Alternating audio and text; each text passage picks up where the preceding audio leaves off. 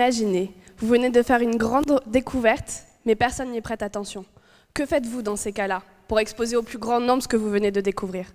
Vous essayez de convaincre les gens, vous leur donnez des preuves, vous allez même jusqu'à donner de votre personne. Oui, c'est exactement ce qu'a fait Barry Marshall, un médecin australien. Il y a 35 ans, il était persuadé qu'une bactérie du doux nom d'Helicobacter pylori était capable de causer des ulcères gastriques. Vous savez, les fameuses brûlures d'estomac que tout le monde associe au stress. Personne ne voulait alors le croire, car il était établi qu'en raison de l'acidité trop importante de l'estomac, aucune bactérie ne pouvait y élire domicile. Mais que nenni, Barry Marshall, persuadé de ses observations, voulait prouver au monde entier ses hypothèses. Et comme on dit, on n'est jamais mieux servi que par soi-même, donc ni une ni deux, Barry prend alors la décision d'avaler un bouillon entier de bactéries, le tout pour donner raison à ses idées. Et bingo, quelques semaines plus tard, il se tordait de douleur avec des brûlures d'estomac. Verdict des examens, ulcère. Avec ce pari fou, Barry Marshall réussit à faire entendre ses idées. Il a même été récompensé du prix Nobel de médecine, comme quoi la folie est récompensée parfois. Mais je vous rassure, il eut quand même l'intelligence de prendre des traitements antibiotiques qui ont pu le guérir.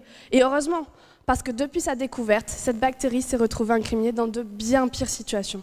Alors oui, elle est responsable du ulcère gastrique, mais pire, elle est responsable de la majorité des cancers de l'estomac, ce qui représente quand même la 3e cause de mortalité par cancer dans le monde. Rien que ça. C'est là que j'entre en jeu. Mon projet de recherche porte sur l'étude de l'implication de cette bactérie dans le développement du cancer gastrique. Plus précisément, d'étudier comment cette bactérie réussit à modifier nos cellules saines de l'estomac en cellules souches cancéreuses. Vous savez, les cellules souches, ce sont les cellules qui sont capables de donner l'ensemble des cellules de votre corps. Ce sont un peu les MacGyver des cellules. Les cellules souches cancéreuses, c'est à peu près pareil, mais du côté obscur de la force.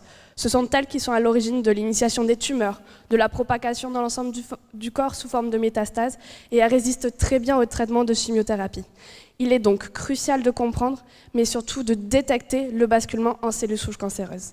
L'avantage avec les cellules, c'est que comme nous, elles possèdent des caractéristiques physiques, telles des étiquettes ou des drapeaux, qui sont spécifiques de l'identité de chacune.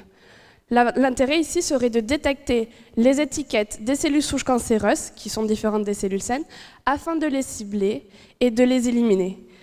Comprendre comment ces cellules souches cancéreuses expriment ces étiquettes et réussir à les cibler le plus tôt possible pour stopper le cancer, voilà ce en quoi consiste mon sujet de thèse.